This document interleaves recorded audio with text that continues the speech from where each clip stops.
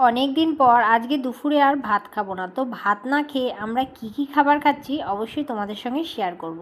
তো এটা একেবারে বাইরে থেকেই আনা। তো দেখো এখানে স্যুপ রয়েছে এক বাটি, আর বাড়িতে যেহেতু অর্ডার করা হয়েছে তো খুব বেশি মানে খারাপ দেয়নি, কম দেয়নি। তো দেখো কতটা স্যুপ, আর এটা হচ্ছে চাটনিটা, আর বুঝতেই পারছো যে কি রয়েছে খাবার। তো হ্যাঁ, এটা হচ্ছে ধোসা নিয়ে আসা হয়েছে। তো দেখো কত চাটনি দিয়েছে, কিন্তু একটাই ধোসা, একটা ধোসাতেই দেখো এক বাটি স্যুপ আর রয়েছে চাটনি, প্রচুর পরিমাণে দিয়েছে। চাটনিটা খেতে কিন্তু দারুণ লাগে। তোমরা যারা যারা ধোসা খেয়েছো তারা তো অবশ্যই জানো যে স্যুপটাও ভালো লাগে, চাটনিটাও ভালো লাগে। তো যাই হোক, এটা তো রয়েছে, আর এর সাথে রয়েছে দই বড়া।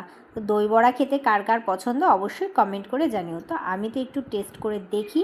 তো দেখো ধোসাটা কিন্তু আমি একটু টেস্ট করে দেখলাম, দারুণ লাগে। আর ধোসা খেতে তো আমার আগাগোড়াই ভীষণ পছন্দের একটা খাবার, তো আমার ভীষণ ভালো লাগে। তো আমি তো খাই, আর তোমাদের কার কার ধোসা খেতে ভালো লাগে অবশ্যই কমেন্ট করে জানিও। তো ধোসাটা আমি আর খাবো না, তো আমি খাবো হচ্ছে দই বড়া। তো চলো দই বড়াটা প্লেটে রেডি করে নিই। এখানে দেখো একটা প্লেট নিয়ে নিয়েছি, আর একটা দই বড়া আমি তুলে নিয়েছি। আর বড়াগুলো দেখেছো প্রচণ্ড বেশ বড় বড়। আর একটু দই দিয়ে নেব এর মধ্যে, মানে কন্টেনারে দুটো নিয়ে আসা হয়েছে, মানে এক প্লেট মানে দুটো বড়া আর দই থাকে।